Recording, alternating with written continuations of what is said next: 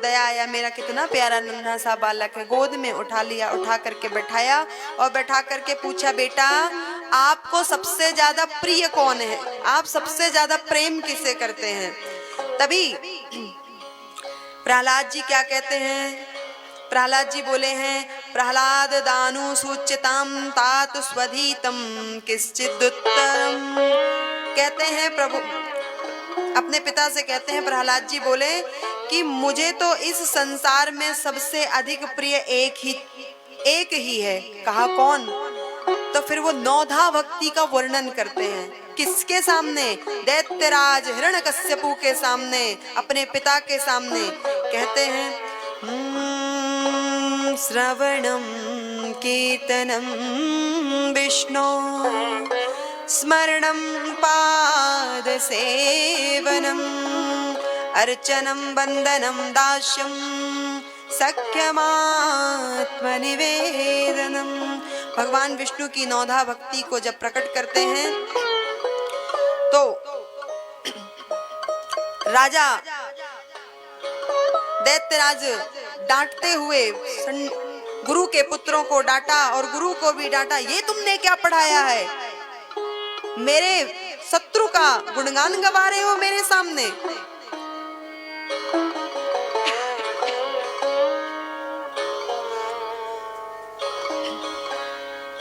लगता है तुम्हें मृत्यु की कोई चिंता नहीं है। दोनों कहने लगे, प्रभु नामत प्रणीतम ना पर प्रणीतम सुतो वदत्ते स्तवेन्द्र शत्रु। हमने नहीं पढ़ाया, ना हमने पढ़ाया, ना किसी ने पढ़ाया, ना पिताजी ने पढ़ाया। ये तो पढ़ाया ही पहले से आया है, अपनी मातृ के गर्भ में से ही पढ़कर आया है। इस बार तो कह दिया कि ये 5 वर्ष का है और मेरे शत्रु का गुणगान गा रहा है। क्षमा योग्य तो नहीं है, लेकिन फिर भी मैं इसे क्षमा कर देता हूँ। ले जाओ इसे और फिर से पढ़ा करके फिर से आसुरी विद्या सिखाना। इस बार आसुरी विद्या। और फिर मारने का प्रयास तो किया, लेकिन फिर मारा नहीं। कहते हैं छोड़ दिया और ले करके संडामर्क जी फिर से अपने आश्रम आते हैं। और यहाँ पर जब दोबारा प्रहलाद जी आए हैं तो प्रहलाद जी ने कहा, प्रिय मित्रों, सबको बुलाया। अपने जितने बाल सखा थे, सभी आसुरी विद्या वाले जितने असुर दैत्य के बालक थे, सबको बुलाया और बुला करके पास में बिठाया और बिठा करके कहा, यह मनुष्य है, जो शरीर है मनुष्य का, यह अति दुर्लभ है। यह भगवान की कृपा से मिलता है। यह नश्वर है, क्षण भंगुर है, बहुत जल्दी शांत हो जाता है। अतः इसे ऐसे ही व्यर्थ मत जाने दीजिए। इसमें भगवान के धर्मों का आचरण करो। और फिर धर्म बताते हैं। कौन? कहते हैं, कौमार आचरेत प्राज्ञो धर्मान भागवतान् दुर्लभम मानुषम जन्म तदप्य ध्रुव दर्शनम। भागवत जी का, भगवान का, हरि का, नारायण का खूब सुंदर दर्शन कराते हैं प्रहलाद जी महाराज। और कहते हैं कि यह देह बहुत दुर्लभ है और ठाकुर जी का संकल्प करो। कहा, भैया तुम तो दैत्यराज के पुत्र हो, तुम तो बच जाओगे, लेकिन यदि मैंने गीत गाया, मैंने संकीर्तन करना शुरू किया तो मेरी रक्षा कौन करेगा? कहते हैं, जिसने मेरी रक्षा की है, जिसने सबकी रक्षा की है, जिसने सबकी गर्भ में रक्षा जो करता है वो रक्षा करेगा। नारायण रक्षा करेंगे। प्रबल प्रेम रखो और दृढ़ संकल्प रखो कि ठाकुर जी हमारी रक्षा करने अवश्य आएंगे। इस प्रकार से सब बालकों को, दैत्य बालकों को सिखाया, पढ़ाया और सबके साथ कहने लगे, भैया ये बताओ, आप तो असुर बालक हो, नन्हे से हो, आपने कहाँ सीखा ये सब? कहा, एक बार की बात है, जब मेरे पिता मंदरांचल पर्वत पर तपस्या करने के लिए गए थे, तब इंद्र आदि देवताओं ने मेरी माँ के गर्भ में मैं पल रहा था, मुझे मारने का प्रयास किया। और जब मुझे मारने का प्रयास किया, बार बार मेरे महल में ही आकर मेरी माँ को मारने का प्रयास कर रहे थे, तो अदृश्य रूप में भगवान नारायण ही मेरी माँ के गर्भ की रक्षा कर रहे थे, मेरी रक्षा कर रहे थे।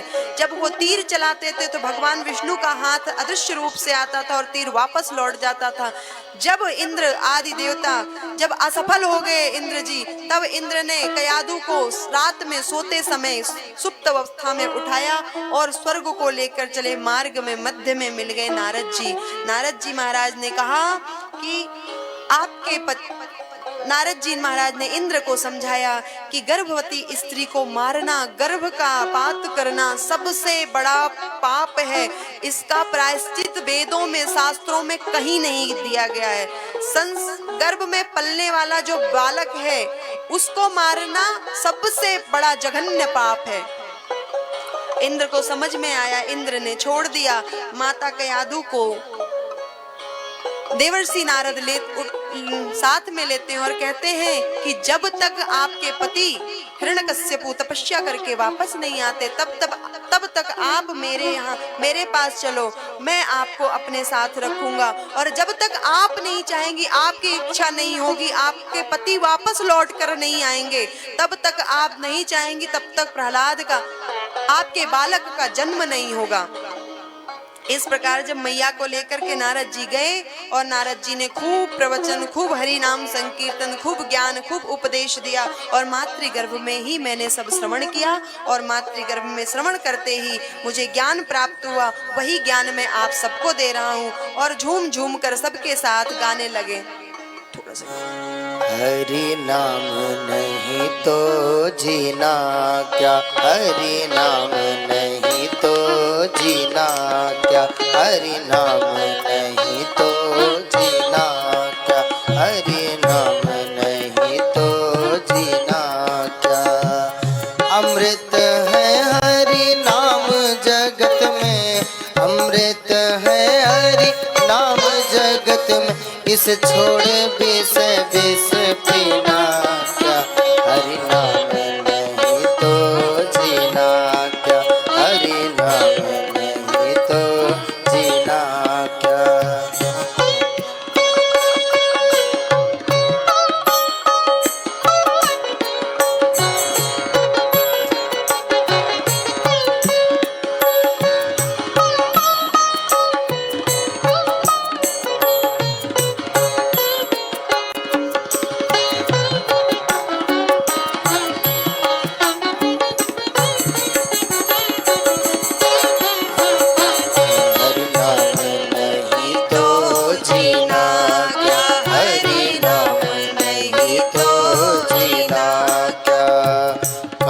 सदा अपने रस डोले, काल सदा अपने रस डोले, ना जाने कब सिर चढ़ बोले, ना जाने कब सिर चढ़ बोले।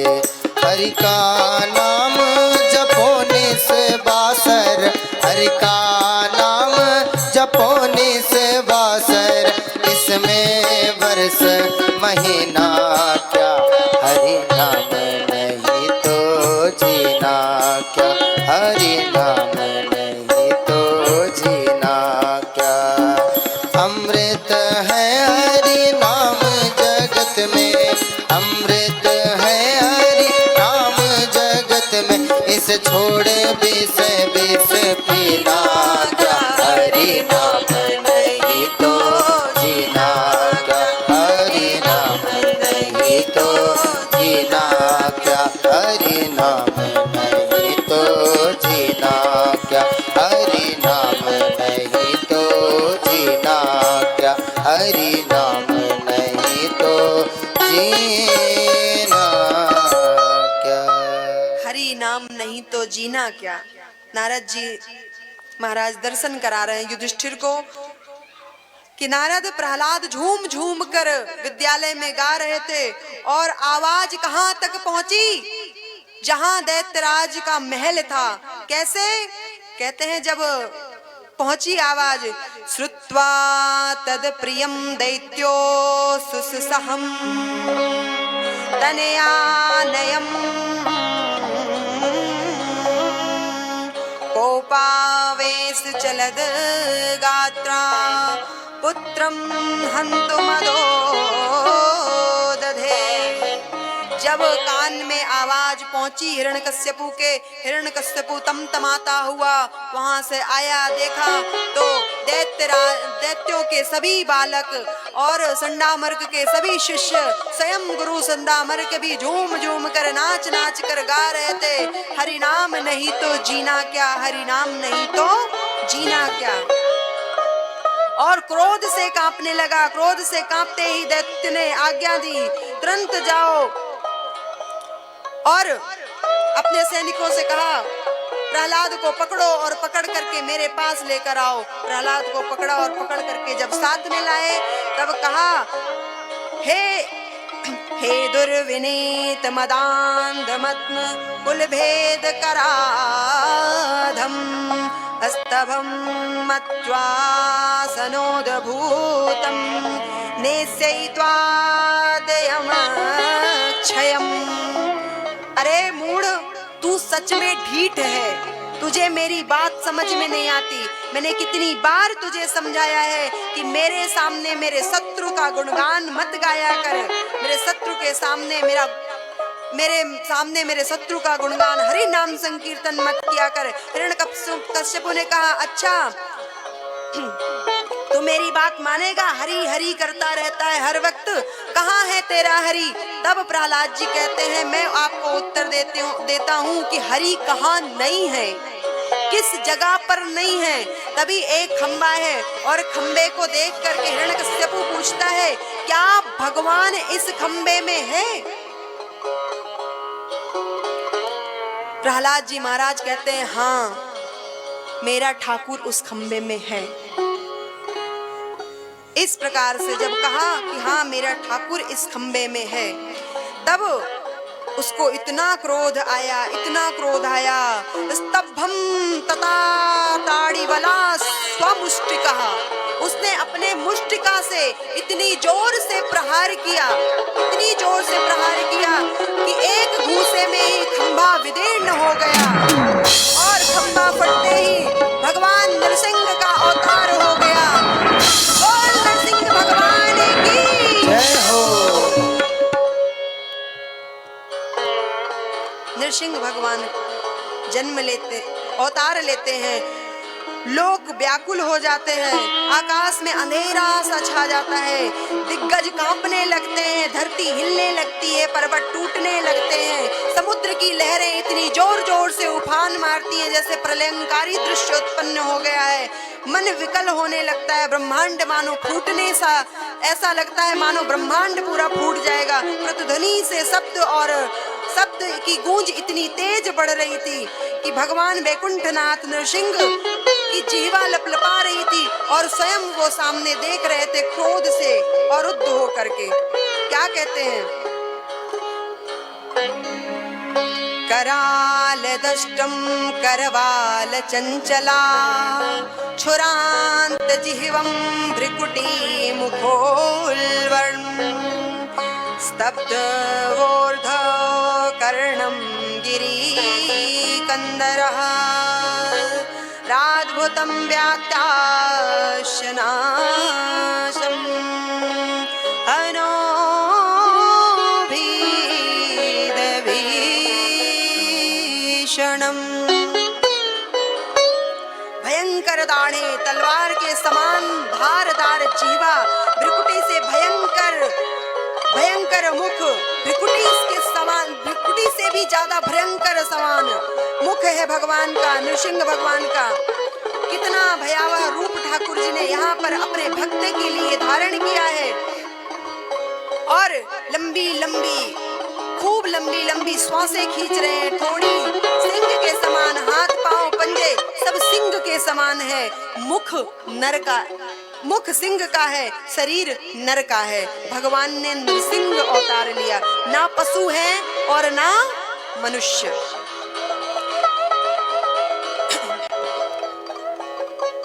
नारद जी दर्शन करा रहे हैं। युधिष्ठिर नरसिंह भगवान को के क्रोध के सामने किसी भी देवता, सब देवता थर थर करके कांप रहे थे, कोई वहां पर टिक ना सका। नरसिंह भगवान कुछ दिन तक तो हिरण्यकश्यपु से युद्ध करते रहे, और जब युद्ध करते रहे तो उसके बाद उसको घसीट करके जो डेहरी होती है, घर के बाहर जो डेहरी होती है, उस पर बैठ करके और हिरण्यकश्यपु को उठा करके अपनी गोद में बिठाला और कहा कि मैं अब तुम्हें मारूंगा, अब तुम्हारे मृत्यु का समय आ गया। हिरण्यकश्यपु कहता है आप मुझे नहीं मार सकते। कहते क्यों? कहते मुझे ब्रह्मा ने वरदान दिया है। तो नरसिंह भगवान स्मरण कराते हैं कि आप अपने सारे वरदान को दे स्मरण कर लो। कहता ना मैं बाहर मरूं ना भीतर मरूं। भगवान ने कहा देख तू कहाँ है? देखा तो घर की डेवरी के पे थे। फिर कहा मैं ऊपर मरूं ना नीचे मरूं। भगवान ने कहा ना तू ऊपर है ना नीचे है, मेरी गोद में है। कहा अच्छा। कहा ब्रह्मा की बनाई हुई सृष्टि में मैं किसी से ना मरूं। तो कहते हैं कि ब्रह्मा की बनाई हुई सृष्टि मैं तुझे नहीं मार रहा हूँ, तेरे लिए मैंने 13वां महीना अधिक मास को चुना है। और क्या कहते हैं? कहते हैं ना मैं अस्त्र से मरूं ना मैं शस्त्र से मरूं। कहते हैं ना मैं तुझे अस्त्र से मारूंगा ना शस्त्र से मारूंगा, मैं तुझे अपने नाखों से विदीर्ण करूंगा। फिर कहते हैं कि मैं ना नर से मरूं ना सिंह से मरूं ना पशुओं से मरूं। कहा ना मैं नर हूं ना मैं सिंह हूं, देख मैं तुझे क्या नर के समान देखता हूं या मैं तुझे पशु के समान देखता हूं। हिरण्यकश्यपु देखता है ना भगवान नर है ना सिंह है, दोनों रूप में भगवान परिणित हैं। और देखते ही भगवान ने हिरण्यकश्यपु का गोविंदाय नमो नमः, गोविंद ने हिरण्यकश्यपु का पेट विदीर्ण किया और उनकी अंतड़ियों को लिया और अंतड़ियों को उठा करके अपने गले में पहन ली माला के समान। और यहाँ पर नारद जी दर्शन करा रहे हैं। युधिष्ठिर जब भगवान को क्रोध में देवताओं ने देखा तो कहा कि इनको शांत कैसे किया जाए। तब कहा शांत करने के लिए हम सब की तो हिम्मत नहीं है कि भगवान के पास जाएं। भगवान का ऐसा रूप तो मैंने कभी देखा ही नहीं। भगवान तो दया वत्सल है, भक्त वत्सल है, करुणा वत्सल है। आज इतना भयंकर रूप अपने भक्त के लिए लिया है, हम सबकी हिम्मत नहीं है। तो कहा किसे बुलाएं? तब कहते हैं एवं सुरादया सर्वे ब्रह्मा रुद्र पुराशरा नोपेतुम नक सन्मन्यो सरम्भ्यं सुरदाशदम। कहा इनको शांत करने के लिए इनकी प्रिया, इनकी पत्नी लक्ष्मी जी को बुलाया जाए। सभी देवता जाते हैं और लक्ष्मी जी को लेकर आते हैं। लक्ष्मी जी थोड़ा सा आगे बढ़ी हैं, तभी नृसिंह भगवान ने गर्जना कर दी जोर से, और गर्जना जैसे की है माता लक्ष्मी तुरंत उल्टे पांव लौट पड़ी। सबने पूछा कि माता क्या हुआ? कहा अभी नहीं, घर आवेंगे तब देखेंगे, अभी तो शेर बने बैठे हैं। यहाँ तो शेर बने बैठे हैं और घर में आवे तब देखें, अभी हमारे बस का नहीं। मैया लौट पड़ी। तभी ब्रह्मा जी की दृष्टि पड़ती है प्रहलाद जी के ऊपर, जो खंबे से बने हुए हैं। खंबे से खोल करके लाया और कहा पुत्र तुम्हारे कारण भगवान ने इतना भयंकर, इतना क्रोध वाला रूप लिया है, आप ही भगवान का क्रोध शांत कर सकते हो। प्रहलाद चरणों में गिर जाते हैं और जाके कहते हैं प्रभु, स्तुति करते हैं। और जब भगवान की दृष्टि जैसे ही पड़ती है प्रहलाद पर, तो प्रहलाद को उठाकर अपने गोद में रख लेते हैं, गोद में बैठाते हैं। और गोद में बैठाकर भगवान क्या दिव्य वाणी में क्या सुंदर श्लोक कहा है वेदम वपु क्वचु वया सुकुमारमे तत् क्वेता प्रमत्त कृत दारुणयातनास्ते बालोचितो हि विषयो मभूत्पूर्वः क्षन्तव्यमङ्गयति मे समये विलम्बः। कहते हैं पुत्र प्रहलाद, आज मैंने पहली बार तुझे अपने गोद में लिया है तो कितना कोमल है, कितना सुकुमार है। कैसे दैत्यराज ने, कैसे पिता ने तुम्हें इतना कष्ट दिया। कहीं मुझे आने में देर हो गई हो तो मुझे क्षमा कर देना। प्रभु प्रहलाद से क्षमा मांग रहे हैं कि तेरा शरीर इतना कोमल है, तुझे इतने इतने कष्टों का सामना करना पड़ा, मुझे क्षमा कर देना, मुझे आने में विलंब हो गया है। यदि मैं समय विलंब, मुझे आने में यदि समय में विलंब हो गया हो तो मुझे आप क्षमा कर दें। इस प्रकार से भगवान नारद जी दर्शन कराते हैं कि युधिष्ठिर, प्रहलाद जी से भगवान ने कहा मुझसे कुछ वरदान मांग लो। प्रहलाद कहते हैं भगवान मुझे वरदान के लोभ में मत फंसाओ, मुझे तो निष्काम भक्ति प्रदान कर दो। हाँ, यदि आपको वरदान देना ही है तो एक ही वरदान दे दीजिए कि मेरे पिता को नरक ना जाना पड़े। तब भगवान क्या कहते हैं? कहते हैं भोगेन पुण्यम कुशलेन पापम कलेवरम काल जवेन हित्वा कीर्तिम विशुद्ध्वाम सुरलोक गीताम विताय मामेस्यति मोक्षबंध।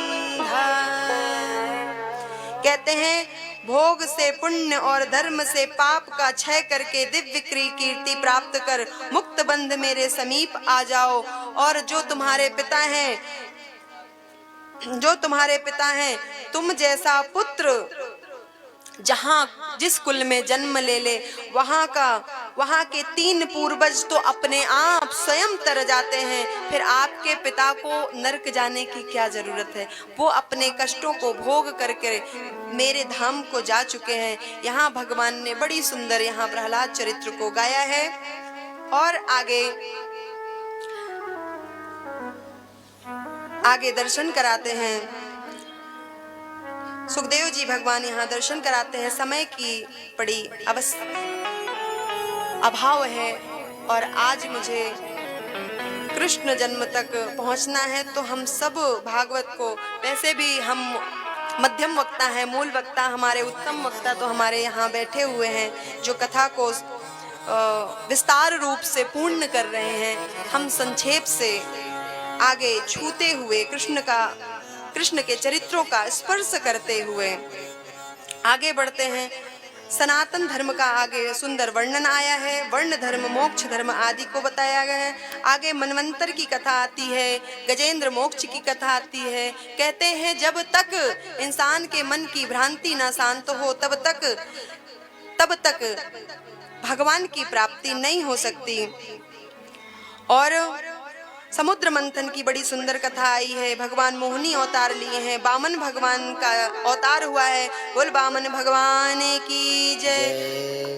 इसी स्कंद में, अष्टम स्कंद में अंतिम में मत्स्य अवतार की बड़ी सुंदर कथा आई है। इधर सूर्यवंश की बढ़िया सुंदर कथा आई है। सूर्यवंश और चंद्रवंश का सुंदर वर्णन ठाकुर जी ने यहाँ पर,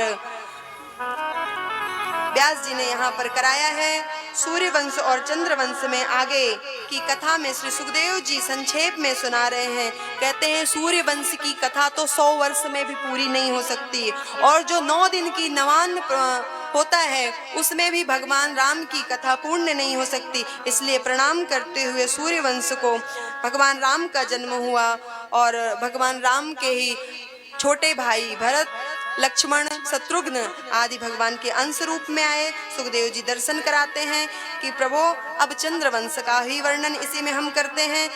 कहते हैं राजन सुनो, नारायण के पुत्र ब्रह्मा, ब्रह्मा के पुत्र अत्रि, अत्रि के पुत्र चंद्रमा, चंद्रमा के पुरुरवा, पुरुरवा के बुध। और बढ़िया सुंदर यहाँ पर कथा करी। और बुध के 6 पुत्र हुए। इसी वंश में आगे चलकर गाधी हुए और जिनके विश्वामित्र हुए। और इसी वंश में आगे चलकर नहुस नाम के एक राजा हुए। इनके 6 पुत्र हुए, यति, याति, संयाति, अयाति, वेयति और कृति। इनमें अयाति नाम के जो पुत्र हुए उन्हीं का विवाह शुक्राचार्य जी की पुत्री देवयानी के साथ हुआ। और दूसरा विवाह शर्मिष्ठा नाम की राजकुमारी के साथ हुआ। देवयानी ने याति महाराज को दो पुत्र दिए। उनका नाम था यदु और तुवरसु।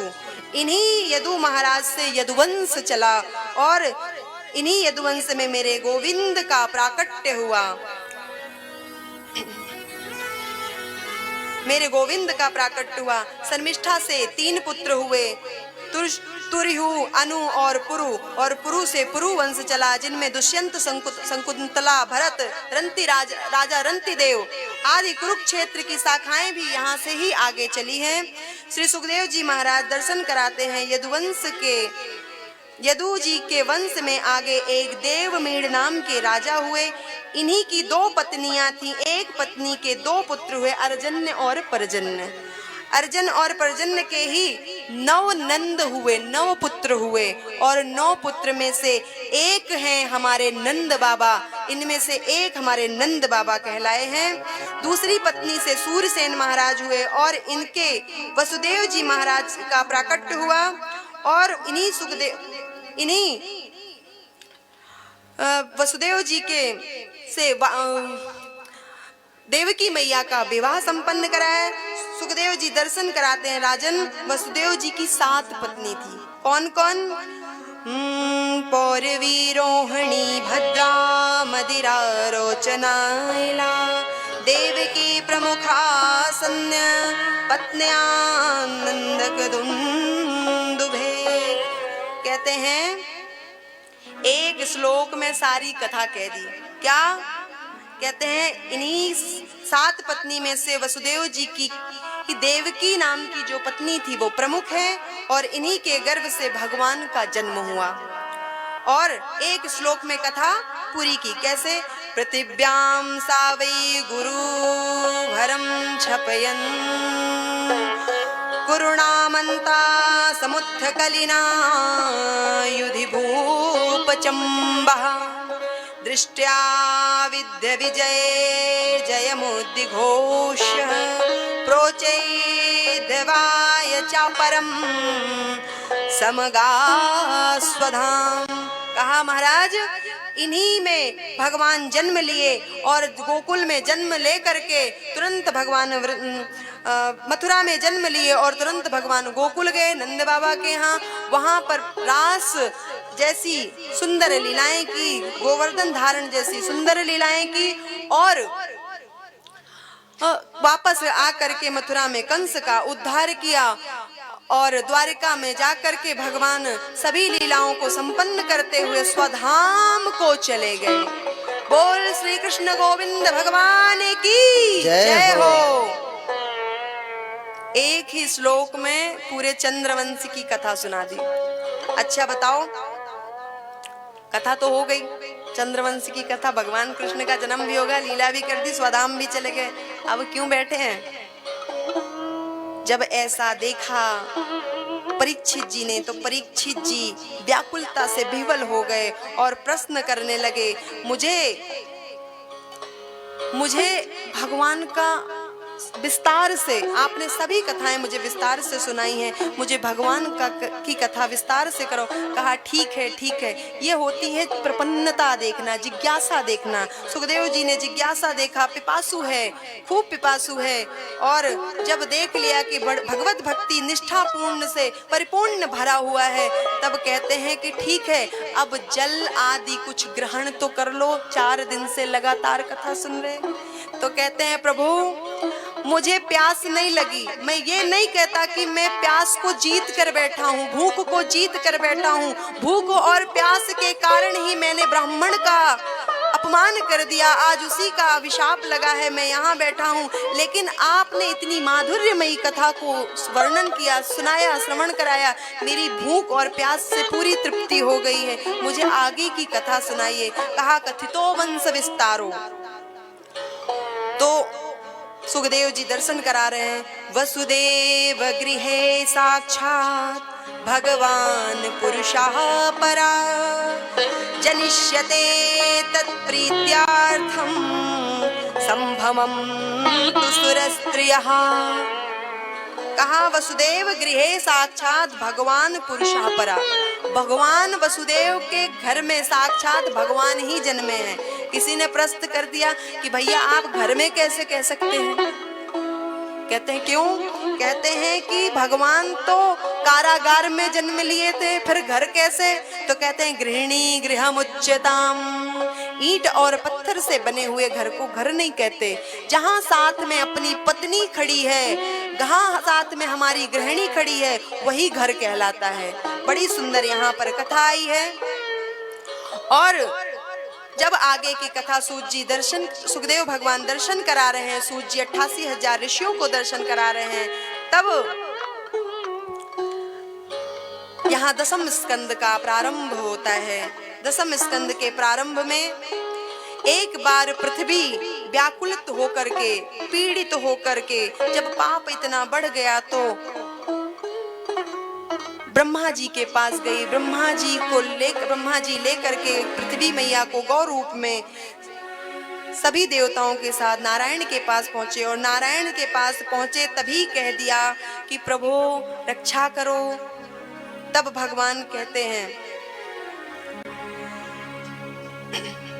भगवान ने यहाँ पर कहा है कि चिंता मत करो, जाओ घर अपने अपने स्थान को जाओ, मैं जल्द ही पृथ्वी पर जन्म लेने वाला हूँ, अवतार ग्रहण करने वाला हूँ। ब्रह्मा जी के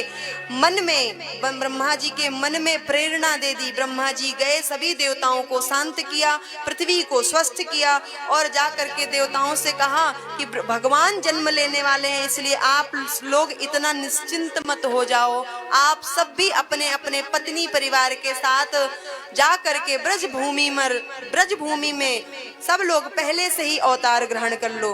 भगवान ने जब ऐसी प्रेरणा दी ब्रह्मा जी को, तो ब्रह्मा जी ने सबको दिया, सब यहाँ पर आए, और भगवान ने कहा मैं अष्टम गर्भ के रूप में यहाँ देवकी के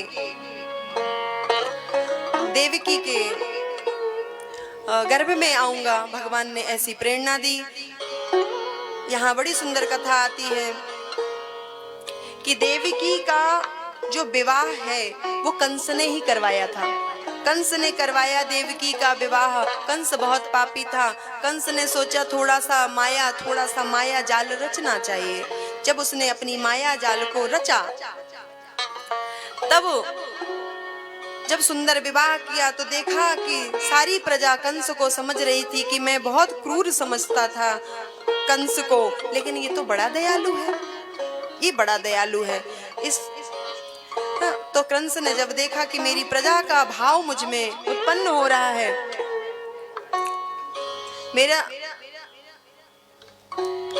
मेरी प्रजा का भाव मुझ में उत्पन्न हो रहा है, तब उसने सोचा थोड़ा ढोंग और कर लेते हैं। और थोड़ा ढोंग करने के लिए जब विवाह संपन्न हो गया तो स्वयं रथ को हाँकने के लिए चला है। और जब स्वयं रथ को हाँकने के लिए आज चला है, तब देवताओं ने देखा कि यदि इसका पाप का घड़ा नहीं भरेगा तो इसकी मृत्यु कैसे होगी। ये तो अच्छा ही कर रहा है, प्रजा भी इसको अच्छा मानने लगी है। तभी तुरंत आकाशवाणी होती है, आकाशवाणी होती है कि जिस देवकी को इतनी सहजता के साथ, सुंदरता के साथ आप विदा कर रहे हो कंस, इसी का अष्टम गर्भ तुम्हारा काल होकर पैदा होगा, उत्पन्न होगा। इतना सुनते ही सारा माया जाल लुप्त हो गया। तुरंत क्रोधित हो गया और खुद तो रथ से नीचे कूदा और देवकी का भी केस पकड़ करके रथ से खींच लिया और देवकी को मारने के लिए उद्यत हुआ। अच्छा, देवकी को मारने के लिए क्यों उद्यत हुआ? आकाशवाणी ने तो कहा था कि इसका अष्टम गर्भ तुम्हारा काल होगा, फिर देवकी को मारने की क्या आवश्यकता है। कंस ने मन में विचार किया, यदि ना रहेगा बांस, ना बजेगी बांसुरी, ना रहेगी देवकी, ना होगा अष्टम गर्भ, और जब अष्टम गर्भ ही नहीं होगा तो मुझे मरने की क्या चिंता। जब वो मारने के लिए खड़ा हुआ तो वसुदेव जी ने बड़े प्रकार से उन्हें समझाया कंस को, लेकिन कंस को बात समझ में नहीं आई। तब अंत में जाकर के वसुदेव जी ने कह दिया कि भैया मत मारो, तुम्हें इसके अष्टम गर्भ से चिंता है, मैं इसका अष्टम गर्भ तुम्हें ला करके, इसका अष्टम नहीं 8 बालक तक जितने पुत्र पुत्रादि पुत्री होंगी वो सब ला करके मैं तुम्हें सुपुर्द कर दूंगा। तुझे जो करना है कर लीजिएगा राजन, अभी मुझे जाने दीजिए। और यहाँ पर तुरंत तुरंत उसने छोड़ दिया और राजा सुखदेव वसुदेव जी और देवकी अपने महल को चले गए। जब महल को चले गए, जब पहला पुत्र हुआ कीर्तिमान, तो उसको लेकर वसुदेव जी कंस के महल में आए हैं। कंस ने देखा ये नन्हा सा बालक है, और दूसरी बात ये कि मुझे इससे भय नहीं है, इसके अष्टम गर्भ से मुझे भय है। कह दिया लो इसे वापस लेकर जाओ, मुझे इससे भय नहीं है। तभी नारद जी तुरंत प्रकट हो गए। नारद जी ने लीला कर दी, कहा कि एक कमल का पुष्प दिया और उसकी पंखुड़ी को निकालते हुए कहा इधर से गिनो। तो 1 2 3 4 5 6 7 8, अच्छा इधर से गिनो, इधर से भी 8, इधर से भी 8, कहीं से भी गिन लो 8। तो 8वां गर्भ कोई भी हो सकता है। कंस का माथा चकराया। कंस का जब माथा चकराया, कंस समझ गया कि अष्टम गर्भ कोई भी हो सकता है। तुरंत वसुदेव जी को वापस किया और वापस करके पुत्र को लिया और तुरंत वसुदेव जी के सामने ही उसके पुत्र का वध कर दिया। किसी के पिता के सामने किसी के पुत्र का वध कर दिया जाए, विचार करके देखो, चिंतन करके देखो कैसा भयानक दृश्य होगा। लेकिन वसुदेव जी प्रणबद्ध थे, संकल्प किया था कि मैं 8 पुत्र अपने दे दूंगा, तो वो कुछ नहीं कहे और इधर लेकर चले गए। जितने पुत्र हुए सबको वो मारता गया और कह दिया कि अभी तक तो छोड़ दिया था, लेकिन इस बार जब एक को मारा तो दूसरे से दूसरी बार छोड़ा नहीं। कहा कि कारागार में, बंदी गृह में बंद कर दो। बंदी गृह में बंद किया वसुदेव और देवकी को। इधर ऐसे सभी पुत्रों को मारता चला गया और 5वें छठे गर्भ में भगवान शेष, जो भगवान के ही अंश अवतार हैं, जो पृथ्वी को धारण करने वाले हैं, अष्टम गर्भ में आए। भगवान ने माया को आदेश दिया, माया से कहा कि जाओ और देवकी मैया के गर्भ से संकर्षण के द्वारा आकर्षित करके गर्भ को खींचकर रोहिणी मैया के गर्भ में स्थापित कर दो और स्वयं नंद बाबा के, यशोदा मैया के गर्भ में आप विराजमान हो जाओ। इधर जो है जब 8वां गर्भ आता है तो भगवान आते हैं, अस्यास्त्वाम अष्टमो गर्भो। भगवान 8वें रूप में भगवान यहाँ आए हुए हैं। जब भगवान ने अवतार लिया तो क्या सुखदेव जी ने क्या सुंदर दर्शन कराया। कहते हैं राजन दर्शन करो, कितनी सुंदर अलकावलियां हैं, कितने सुंदर सब जगह अच्छा सब। कहते हैं काल है ना, जो काल समय, यहाँ भी प्रसन्न होकर, वैसे काल तो मृत्यु का भी समय होता है, समय काल समय, और समय जैसे जैसे बीत रहा है, संसार जैसे जैसे सरक रहा है, वैसे ही काल के मुख में जा रहा है। और यहाँ पर भगवान के जन्म पर काल भी खूब प्रसन्न हो रहा है, खूब प्रसन्न हो करके आया है। भगवान अष्टम गर्भ में पधारे हैं। देवता लोगों ने कहा कि भैया भगवान ने जन्म ले लिया है, तो गर्भ की स्तुति करने के लिए देवता सभी बंदी गृह में यहाँ मथुरा में पधारे हैं। सभी देवता खूब सुंदर स्तुति कर रहे हैं। स्वागतम कृष्णा सुस्वागतम कृष्णा, स्वागतम कृष्णा सुस्वागतम कृष्णा, स्वागतम सुस्वागतम शरणागतम कृष्णा, स्वागतम सुस्वागतम शरणागतम कृष्णा, स्वागतम कृष्णा सुस्वागतम कृष्णा, स्वागतम कृष्णा शरणागतम कृष्णा।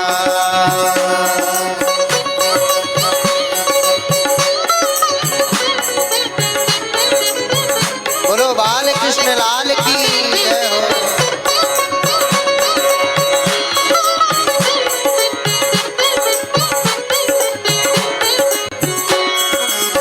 स्वागतम कृष्णा शरणागतम कृष्णा,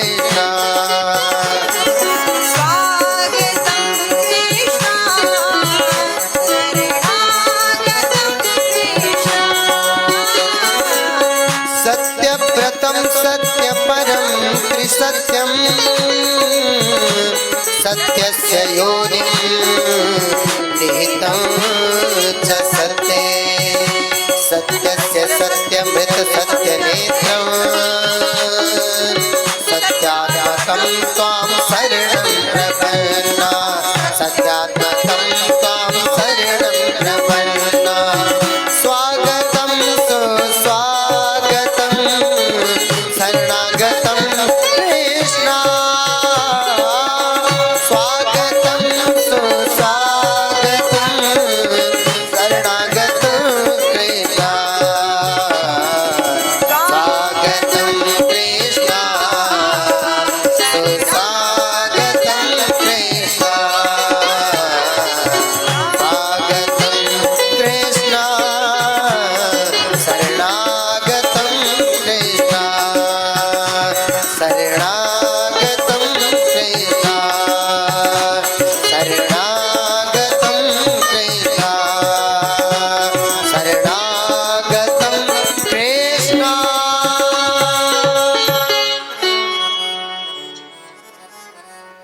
इस प्रकार भगवान की सत्य सत्य सत्य सत्य कह करके 9 बार सत्य आया है। कहा प्रभु आप सत्य स्वरूप हैं, आप जन्म लेकर के भूल मत जाना, भाव में मत बह जाना कि कंस मेरा मामा है। आप जिस कारण से इस धराधाम पर आए हैं आप उसको ध्यान रखना। और इधर सब देवताओं ने स्तुति गाई, स्तुति गा करके बड़ा सुंदर स्तुति गाई और गा करके देवकी मैया को वसुदेव मैया को स्वस्थ करके कहा कि मैया अब आपको कंस से डरने की आवश्यकता नहीं है, कंस अब आपका कुछ नहीं बिगाड़ सकता। कहा क्यों? कहते हैं आपके गर्भ में कोई साधारण बालक नहीं है, आपके गर्भ में साक्षात नारायण ही आए हुए हैं, इसलिए डरने की आवश्यकता नहीं है। इस प्रकार से समझाते हुए बुझाते हुए देवकी मैया को वसुदेव जी को स्वस्थ करते हुए देवता शंकर भगवान को ब्रह्मा जी को आगे करते हुए चले हैं। अच्छा आगे करके क्यों चले हैं? कहते हैं कि भगवान आए हैं ना, यदि मैं आगे चला गया और ब्रह्मा जी और शंकर जी पीछे रह गए, कुछ गोपनीय बातें कुछ गोपनीय चर्चा छूट गई और मैं नहीं श्रवण कर पाया, तो इसलिए आगे करके चले हैं। इस प्रकार भगवान अष्टम गर्भ में आए और इधर सब स्तुति जब गा लिए तब सुखदेव जी दर्शन कराते हैं। क्या कहते हैं?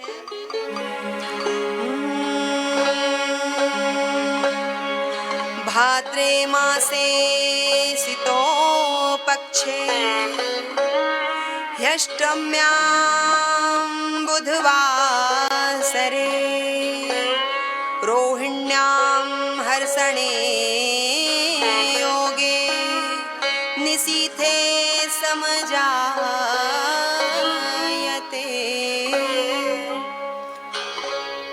भगवान गर्भ में आए ही नहीं है, भगवान 9 महीने गर्भ में रहे भी हैं। एक बार की बात है, गर्भ रोते रोते वैकुंठ में गया, भगवान से कहता है प्रभु हमें आपने क्यों बनाया? यदि हम इतने बुरे ही हैं तो आपने हमें क्यों बनाया? सब जितने संत हैं महात्मा हैं सब यही कहते हैं कि पुनरपि जन्मम पुनरपि मरणम पुनरपि जननी जठरे सैनम। ऐसा कार्य करो, ऐसा धर्म करो कि पुनः आपको आवागमन के चक्कर में ना फंसना पड़े, पुनः गर्भ में मातृगर्भ में ना आना पड़े। मेरी सभी बुराई करते हैं, प्रभु आप कुछ ऐसी कृपा करो कि जिससे मेरा भी कुछ सम्मान हो सके। भगवान गर्भ को स्वस्थ करते हुए कहते हैं आप यहाँ से जाओ, मैं जिस दिन मैं गर्भ में आऊंगा उस दिन से आपकी लोग निंदा नहीं करेंगे बल्कि गर्भ की स्तुति गाएंगे। और भगवान इसीलिए गर्भ में आए। वैसे कंस को मारने के लिए, रावण को मारने के लिए, अधर्मियों को मारने के लिए भगवान को आने की आवश्यकता नहीं है। भगवान तो वहीं बैठे बैठे इच्छा मात्र कर ले, भ्रिकुटी टेढ़ी कर ले, तभी ये कंस जैसे जितने पापी हैं सब मर जाएं। और दूसरी बात, यदि भगवान नारायण की इच्छा ना हो तो कंस जैसे, रावण जैसे पापी जन्म ही ना ले। भगवान की इच्छा से जन्म लेते हैं, भगवान लीला धारण करने आते हैं। और भगवान जब जन्म लेते हैं तो कहते हैं पापियों को मारने के लिए नहीं, बल्कि भक्तों को तारने के लिए आते हैं,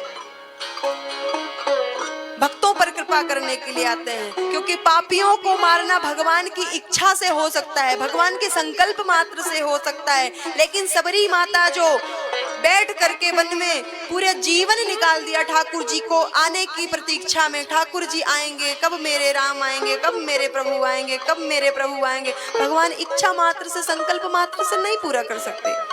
उनको दर्शन देने के लिए, अपने भक्तों को कृतार्थ करने के लिए भगवान जन्म लेते हैं।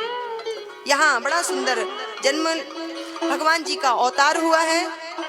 और भाद्रे मासे अशितो ब्रह्म पक्षे हृष्टम्याम वसु बुध वासरे, कहा भाद्र मास में बलदेव जी का जन्म हुआ, अतः उनमें श्रद्धा प्रकट करने के लिए भाद्र मास में राधा रानी का जन्म हुआ।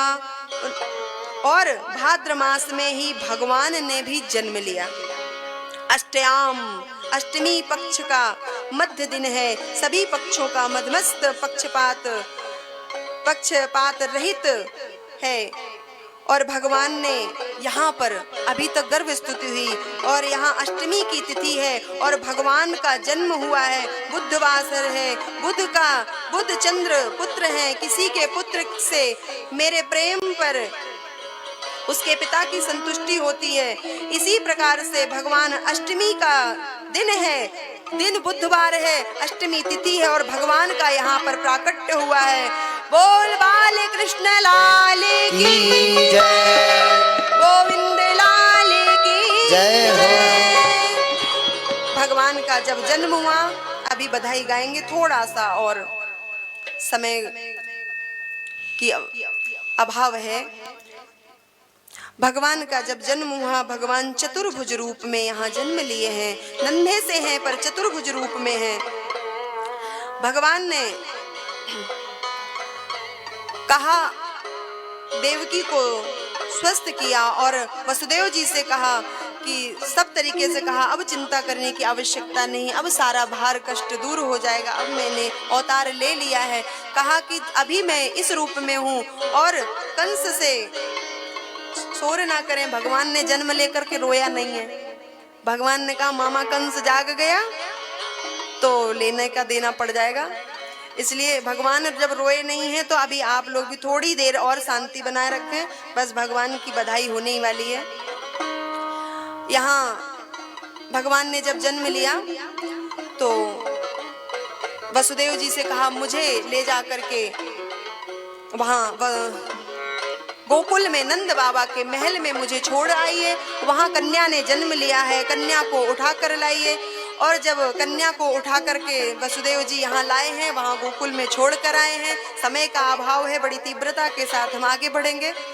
तो कन्या इधर आई है और फिर से हाथ पाँव में बेड़ियाँ लग गई हैं और उधर भगवान का जन्म हो गया है। बाबा नंद की दो बहनें हैं, नंदा और सुनंदा। रात में झांक कर देखती हैं तो नील कमल जैसा पुत्र माता यशोदा के पास लेटा है और मैया यशोदा को कोई भान भी नहीं है। तो खूब जोर से चिल्लाते हुए, दौड़ते हुए, नाचते हुए, कूदते हुए भागती हैं जहाँ नंद बाबा हैं। नंद बाबा माला जप रहे हैं, अभी तो भयो नहीं आगे पतो नहीं, अभी तो भयो नहीं आगे पतो नहीं। सुनंदा जब वहाँ पहुँचती हैं तो कहते भैया मुंह मीठा कराओ, तिजोरी की चाबी लाओ, कुछ नेक दक्षिणा दो। तो बाबा ने कहा जितनी नेक लेना है चाबी पकड़ो और खुद ले लो, पहले बता तो का भयो। तो कहते हैं भैया आपको सुंदर नील कमल के समान एक पुत्र ने जन्म लिया है, आप क्या बोल बाल गोविंद की जय। बधाई। आइए हम तो भगवान की बधाई को श्रवण करते हैं। बोलो नंद के लाला की जय, बाल कृष्ण लाल की जय।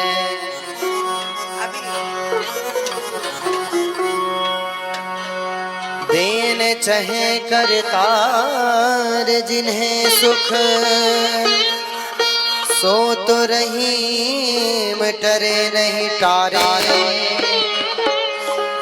उद्यम पौरुष किए धन, आवत आप ही हाथ पसारे। देव हंसे सब आपस में, विधि के परपंच निहारन को। अजी बेटा भयो वसुदेव के द्वारे, बधाई भजे नंद जो के द्वारे। बोलो नंद के लाला की जय, बाल कृष्ण लाल की। हो बाजे बाजे रे बधाई मैया तोरे अंगना, बाजे बाजे रे बधाई मैया तोरे अंगना। तोरे अंगना ओ मैया तोरे अंगना, तोरे अंगना ओ मैया तोरे अंगना। बाजे बाजे रे बधाई मैया तोरे अंगना, बाजे बाजे रे बधाई मैया तोरे अंगना।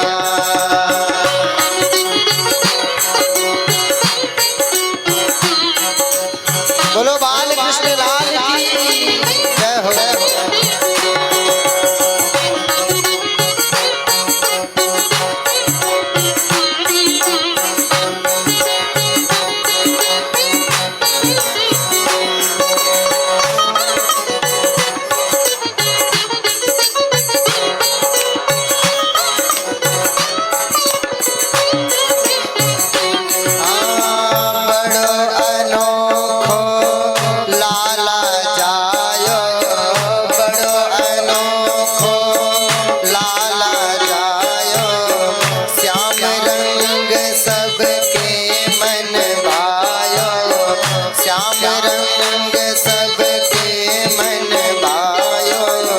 ब्रजवासिन को मन हुलसायो, ब्रजवासिन को मन हुलसायो।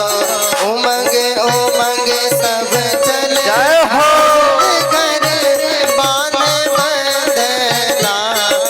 बाजे रे बधाई मैया तोरे अंगना, बाजे बाजे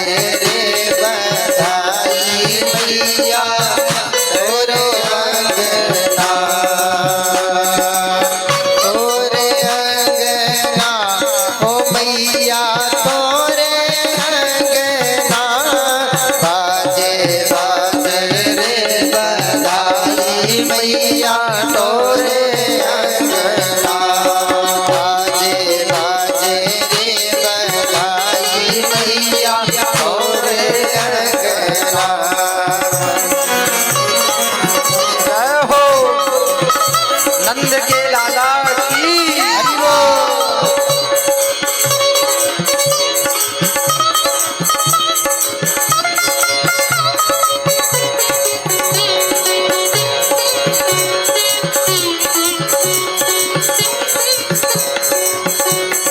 ब्रज में है रही जय जयकार, नंद घर लाला जायो है। ब्रज में है रही जय जयकार, नंद घर लाला जायो है। लाला जायो है, नंद घर लाला जायो है। लाला जायो है, नंद घर लाला जायो है। ब्रज में है हो जयकार, नंद घर लाला जायो है। ब्रज में है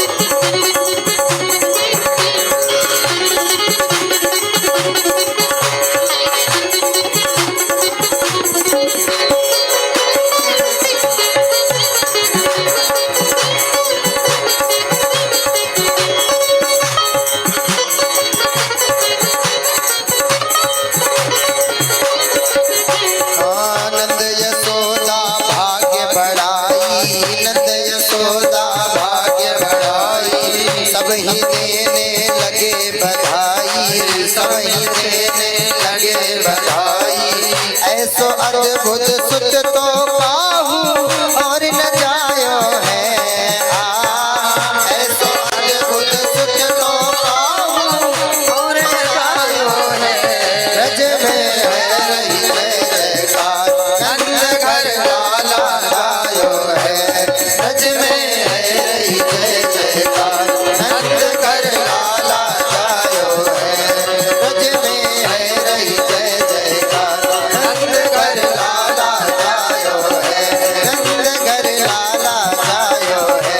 नंद घर लाला गायो है। नंद घर लाला गायो है। बोलो नंद के लाला की जय हो। जय कन्हैया लाल की।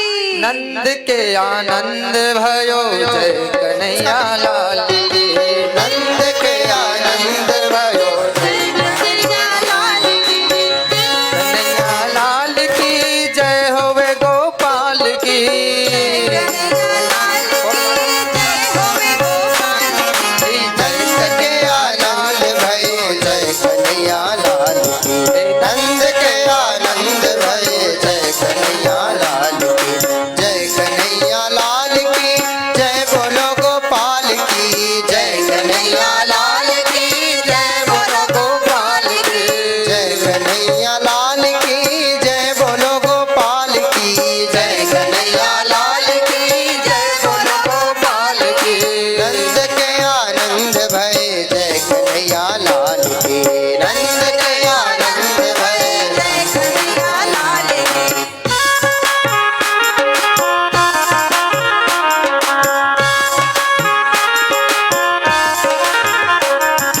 हाथी दिने घोड़ा दिने और दिने पालकी। हाथी दिने घोड़ा दिने और दिने पालकी। कौन को दिए हाथी घोड़ा कौन को दिए पालकी।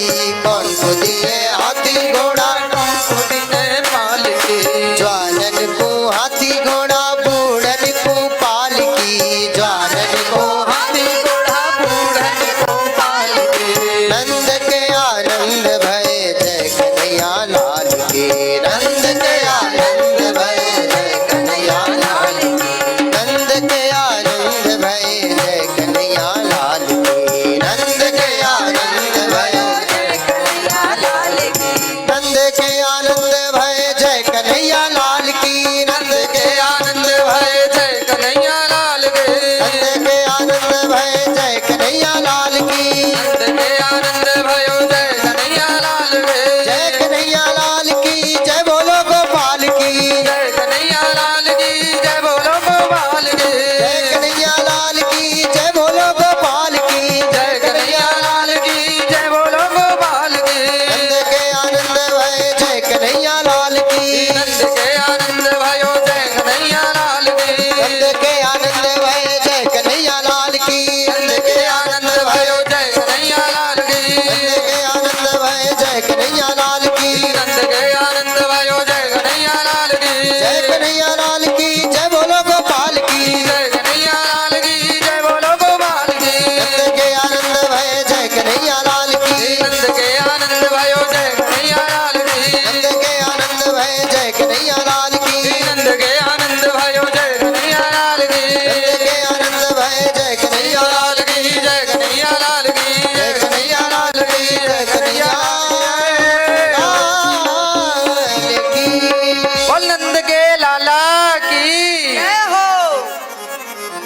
बहुत सुंदर हम सब ने आज नंदोत्सव किया। बहुत सुंदर उत्सव मनाया। ठाकुर जी ऐसे ही सबके यहाँ पर उत्सव मनाते रहे।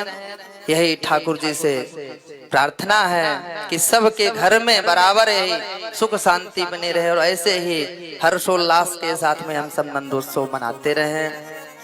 आज के प्रसंग में हमने जड़भरत जी का उपाख्यान सुना।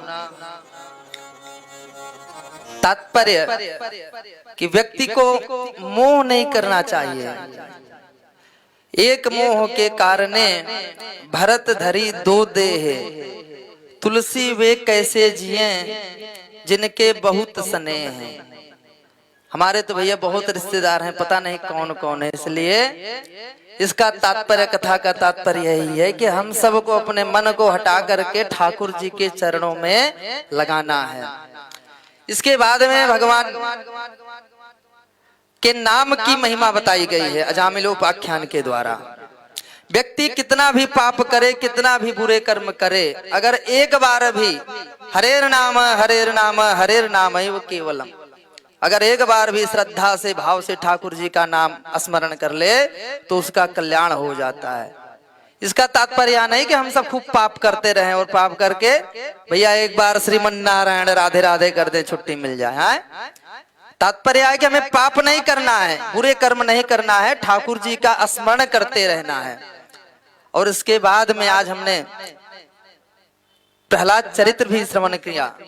इसका तात्पर्य कि अगर हम प्रेम से, भाव से, श्रद्धा से ठाकुर जी का स्मरण करें तो ठाकुर जी आज भी हमारे बीच में हैं, कहीं भी प्रकट होने के लिए तैयार हैं। नरसिंह बसे प्रतिखंभन में, पर काढ़न को प्रहलाद कहाँ। हमें प्रहलाद बनना पड़ेगा। बहुत सुंदर। इसके बाद हम सबने बहुत ही सुंदर नंदोत्सव मनाया। तात्पर्य यह है कि जब हम संपूर्ण भाव से, तन मन धन से अपने जीवन को हम ठाकुर जी के चरणों में अर्पित कर देंगे, संसार से मन को हटा लेंगे, उसी समय हम नंद हो जाएंगे। जीवात्मा ही नंद है और जिस समय हम नंद हो जाएंगे उसी समय हमारे अंदर आनंद की अनुभूति होगी। उसी समय नंद के आनंद भये जय कन्हैया वृंदावन बिहारी लाल। प्रेम से सभी खड़े हो जाएं और बड़े भाव से आरती करेंगे। ओम चंद्रमा मनसो जात चक्षो सूर्यो अजायत सहोदराद्वायुष प्राण समुखात् अग्निरजायत। आरती बाल कृष्ण की जय। आरती बाल कृष्ण की जय। अपनो जन्म सुफल कर लीजय। आरती बाल कृष्ण की जय।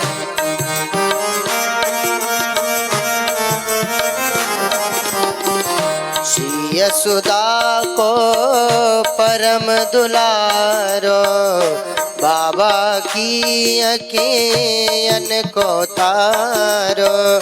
गोपिन के प्राणन सो प्यारो, इन पर प्राण न्यौछावर की जय। आरती बाल कृष्ण की जय।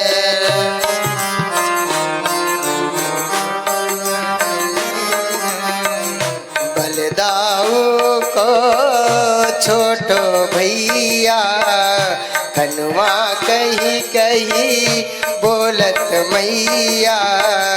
परम मुदित मन लेत बलैया, अपनो सर्वस इनको दीजय। आरती बाल कृष्ण के जय। तो तरी बोलनी मधुर सुहावे, सखन संग खेलत सुख पावे।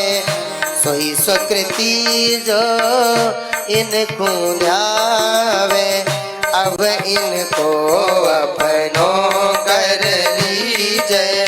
आरती बाल कृष्ण की जय। श्री राधावर सुघर कन्हैया, ब्रज जन को नव नीत कवैया। देखत ही मन लेत चुरैया, छवि नयन में बर लीजय। आरती बाल कृष्ण की जय। अपनो जन्म सुफल कर लीजय। आरती बाल कृष्ण की जय। ओम जलेन शीतले कर्णं पुष्पै देवाभिवन्दनम् आरोग्यार्धे स्वयमात्माभिवन्दनम्। देवो शान्तिरन्तरिक्षो शान्तिर्हृदये